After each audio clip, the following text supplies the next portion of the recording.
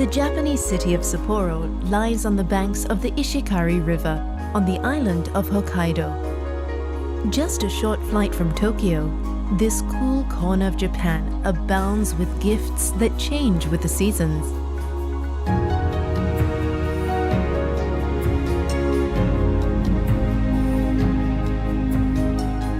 Once home to the indigenous Ainu people, the bountiful island of Hokkaido has long lured settlers across the Tsugaru Strait from the main island of Honshu.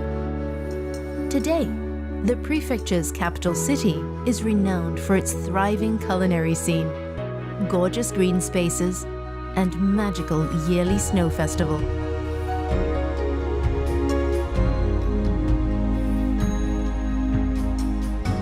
A tasty way to get acquainted with the spirit of Sapporo is at the Sapporo Crab Market.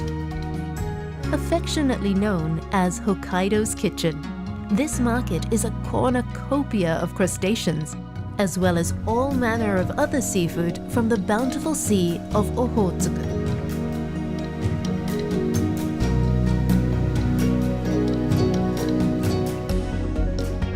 Of course, Sapporo's unbelievably fresh seafood must always be paired with its legendary liquid gold. At the Sapporo Beer Museum, follow the journey of teenage renegade JBay Nakagawa, who voyaged to Germany to study traditional brewing and returned to found one of Japan's oldest and most beloved breweries in 1876. Top off your culinary introduction to Sapporo with an indulgent visit to Shiroi Koibito Park. At this whimsical chocolate wonderland, devour mountains of treats, learn how they're made, and even try your hand at creating your own.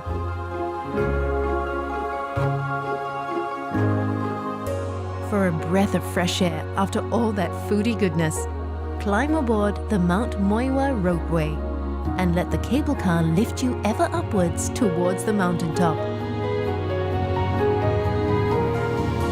At the summit, feast on panoramic views of the sprawling metropolis, stretching out all the way to Ishikari Bay.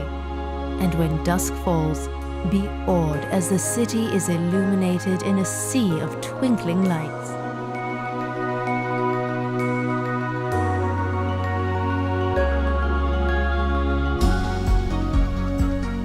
Make your way back to the heart of the city, where the lively entertainment district of Susukino awaits to welcome you with a neon carnival of restaurants, karaoke bars, and pachinko parlors.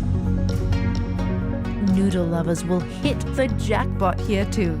Susukino is home to Ganzo Ramen Yokocho, a narrow lane packed with specialty restaurants serving Sapporo's iconic miso ramen, the best way to end an epic day in this city.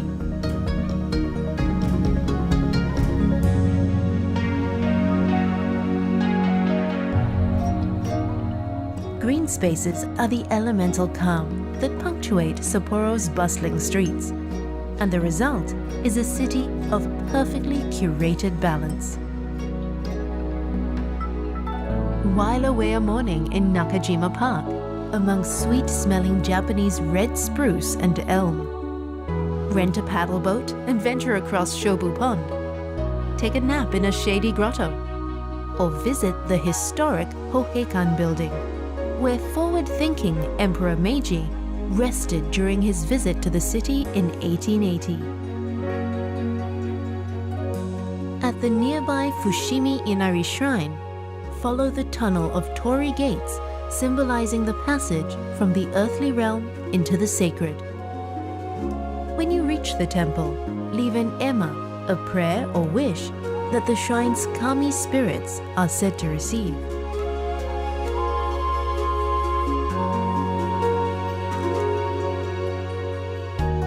Then, make the climb to Asahiyama Memorial Park for lush walking trails and even more sweeping views of the city.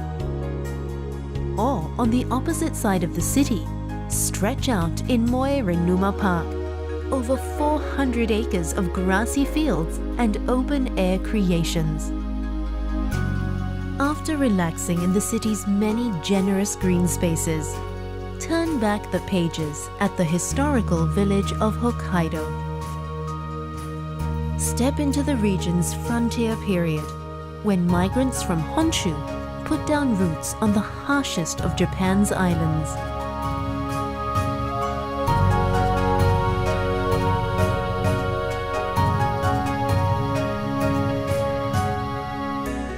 Then, journey through more of the prefecture's chapters at the Hokkaido Museum, which proudly showcases the island's history, nature, and culture. Once you've explored Sapporo's past, head for the city's modern, energetic heart, Odori Park. This mile-long urban park slices through Sapporo's skyscrapers, cutting the city into north and south. Spend a sunny afternoon soaking up the fresh air and buzzing atmosphere of this beloved public space.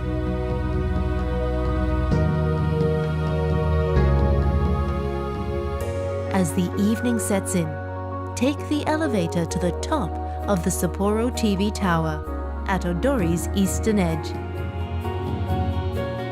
Gaze out from the observation deck at the sprawling urban jungle and her treasured park, and watch as the sun sets over this city of gifts. Sapporo's gifts continue as the seasons change throughout the year. From November to February, the sky opens up and casts a spellbinding blanket of snow across the city.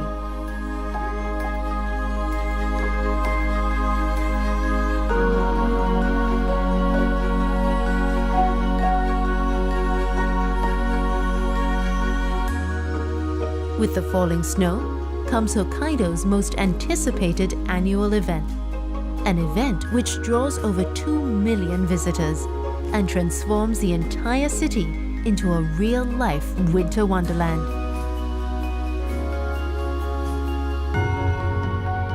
The Sapporo Snow Festival.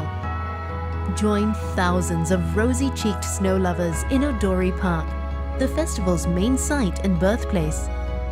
Every February since 1950, the park has become an inviting maze of snow statues, sizzling street food, and entertainment spaces.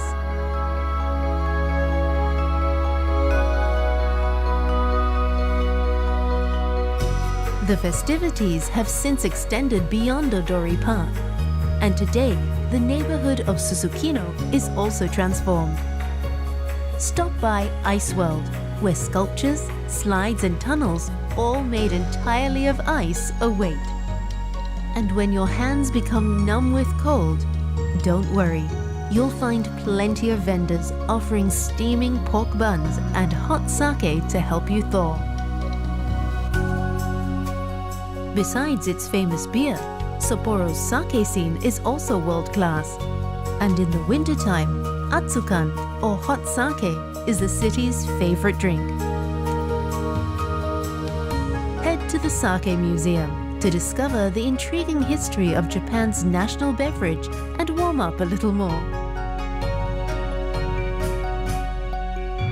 The falling snow imparts magic upon not just the festival, but the entire city. Tour some of Sapporo's historic treasures, whose charms truly sparkle in the wintry weather. At the former Hokkaido government office, take in the striking contrast of the building's red bricks against the snow-powdered pines. Then, make your way to the city's clock tower, whose cheerful chimes have kept Sapporo running on time since 1881. For more snow festival thrills, catch a bus to Tsudome, a paradise for the young and young at heart. The futuristic dome buzzes with snowball battles, toboggan races, and snowman building competitions.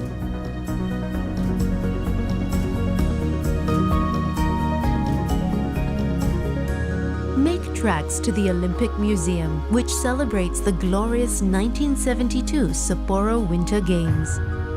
Then watch as death-defying skiers fly down the 440-foot ski jump. If you're itching to get out on the slopes yourself, Mount Moiwa is the place to go, with runs fit for rookies through to experienced powder hounds. Best of all are the views of the sprawling city, stretching out like a dream into the snowy abyss.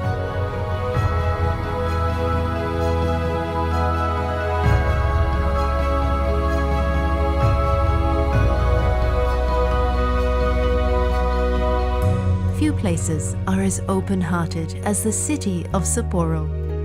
Its summers overflow with lush green spaces, cultural celebrations, and culinary innovations. And in winter, despite the bitter cold, this city lights up with a communal warmth that shines across all of Hokkaido.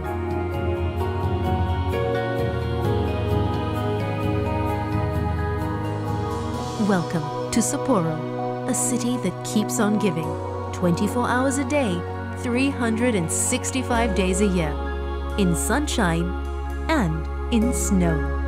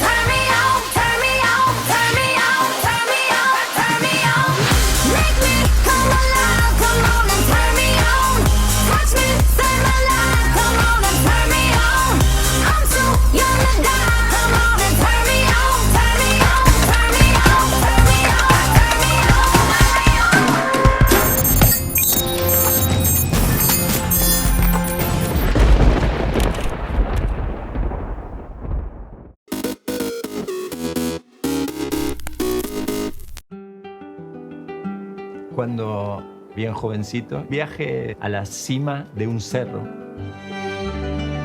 Podía ver todos los volcanes nevados que me rodeaban. En ese momento vinieron cóndores a volar encima nuestro. Podía oír el rugido del viento en sus plumas. Fue un impacto enorme. En ese momento sentí que si los cóndores se iban, era como perder las nieves eternas de nuestras montañas. Yo soy Luis Jacome y trabajando hace 3 décadas para la conservación del cóndor andino. El cóndor andino es el ave voladora más grande del planeta. Es un pájaro capaz de medir 3 metros de envergadura alar, que cumple un rol invalorable en el ecosistema al ser carroñero y limpia los campos de foco de infección. Cuando comenzamos con el trabajo, el cóndor estaba dando signos inequívocos de vulnerabilidad, de extinción. El programa de conservación cóndor andino tiene pilares importantes. Uno de los pilares más importantes del programa es el rescate. Cuando un cóndor está en problemas y se le brindan atenciones de alta tecnología, de alta complejidad. Otro de los grandes pilares está en la incubación artificial, en la cría, porque estas aves tienen muy baja tasa reproductiva. Tienen una cría cada 2 o 3 años. Hacia 1996 habíamos obtenido el primer pichón de cóndor nacido en Latinoamérica. Eso nos valió el premio Rolex. Gracias al premio de Rolex, nosotros comenzamos con el programa de reintroducción. La primera suelta de esos primeros pichones, increíble. Hoy hemos logrado liberar 219 cóndores en la naturaleza. Y con el Centro Goddard Espacial de NASA pudimos desarrollar los transmisores satelitales. Gracias a las tecnologías de seguimiento, nos enseñan qué lugares son específicamente importantes para ellos. Esto es una herramienta realmente poderosa. Junto con los gobiernos, las declaramos santuarios del cóndor. Tenemos más de 56.000 kilómetros cuadrados de áreas naturales protegidas y esperamos incluso llevar esta estrategia a países vecinos. A pesar de todos los logros alcanzados, en este momento el cóndor enfrenta problemas realmente tremendos. Algunos pobladores rurales estaban poniendo veneno sobre ganados muertos, intentando matar grandes carnívoros, y cuando el cóndor baja a comer, lo envenena y lo mata. Hacemos encuestas con pobladores rurales, hacemos campañas educativas y estamos haciendo un esfuerzo enorme a nivel nacional para tratar de abordar este problema. Mucha gente hace el cambio. A través del cóndor se produce esa magia que de golpe uno entiende el lugar que ocupa, ¿no?, en este mundo. Eso es invalorable. Para eso estamos trabajando.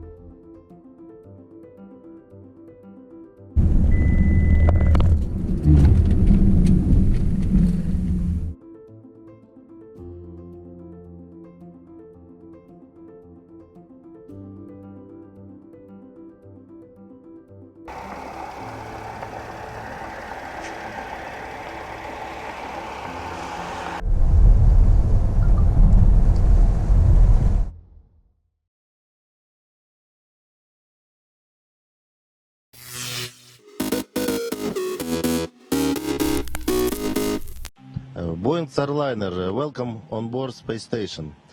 I have a lot of friends who work in Boeing. I know how hard and strong and no, but very interesting to make a new ship. We congratulations Boeing team and ground control team with this victory, but maybe a small victory, no, but very important victory. We wish Mike Fink or Sanita Williams with crew will arrive according on board space station on the plan. Handover. Well, we had the privilege and the honor of watching Starliner arrive yesterday. We were able to acquire the vehicle 12 to 15 kilometers out or so, and we got to watch it all the way through, and it was really spectacular to see this beautiful vehicle arrive here yesterday. So that was really special for us. Parked out on the doorstep for a little while, resolving some minor issues, but those are the kinds of things we expect in flight test, and that is why we do tests. If we didn't find something like that, we're probably doing something wrong. So it was a highly successful mission yesterday. It was great to have Starliner on board, and we have the opportunity to open the hatch and just enjoy it and see the new vehicle that is coming to station and bringing a new capability. Back in 2014, NASA awarded the commercial crew contracts, and this is the day that they envisioned, where we have 3 human-rated vehicles docked to the space station right now. So we have the Soyuz docked on the MLM, and then we have a Dragon right above us, and the Starliner right behind us. So this is a momentous day in NASA's history, and just paving the way for the future as we start enabling commercial flights here in low Earth orbit, while NASA pivots to the moon and eventually on to Mars. So it's just it's been a great day, but enough of us talking. We would like to take this chance to bring all of you along with us and let you see what Starliner looks like up here on orbit, docked to the very front of space station. So come along with us. And Station Starliner Capcom, thanks for the great look inside this new spacecraft. Starliner team is glad to have come on board. The journey has been hard, but the reward is what we see today as our teams work together to meet the promise of advancement offered in low Earth orbit. This connection is the first of many that will continue for years to come. No one goes to space alone, and we can all benefit from the efforts involved.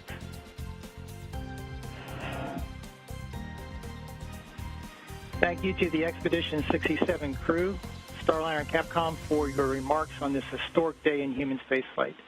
The docking of Starliner to ISS represents the hard work and dedication of the NASA and Boeing teams. On behalf of those who built and operate Starliner and those who built, operate, and help support Station, welcome aboard. It's great to see these families together today, and we can't wait to get them together again soon to greet a Starliner crew. Station, we are now resuming operational audio communications.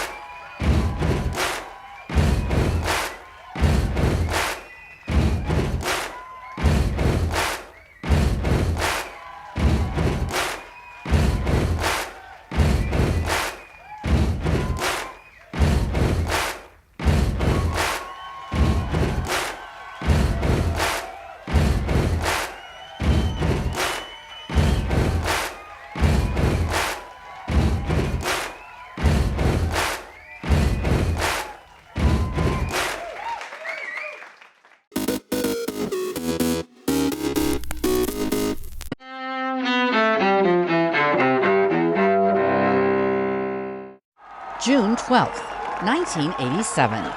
In the then divided city of Berlin, President Ronald Reagan makes a Cold War challenge to Soviet leader Mikhail Gorbachev.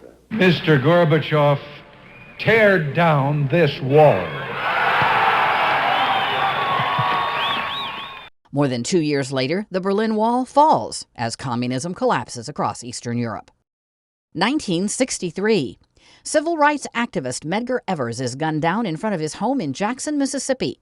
White supremacist Byron Della Beckwith is charged with murdering Evers, but he's not convicted until a third trial in 1994. Beckwith then receives a life sentence and dies behind bars in 2001. 1994. O.J. Simpson's ex-wife Nicole and Ronald Goldman are murdered in Los Angeles. Simpson is later acquitted of the murders in a high-profile criminal trial.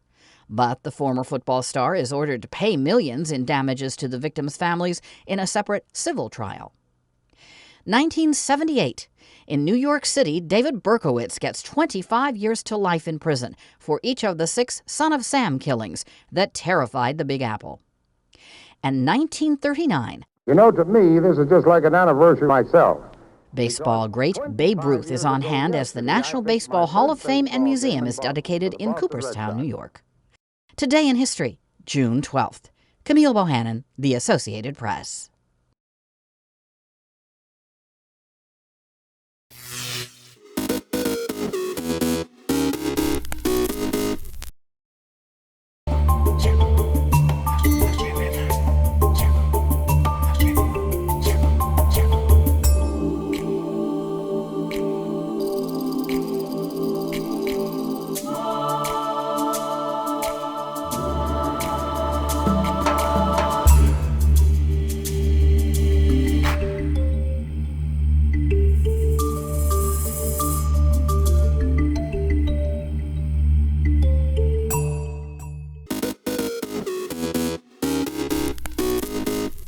Welcome back in our studio, and in today's news,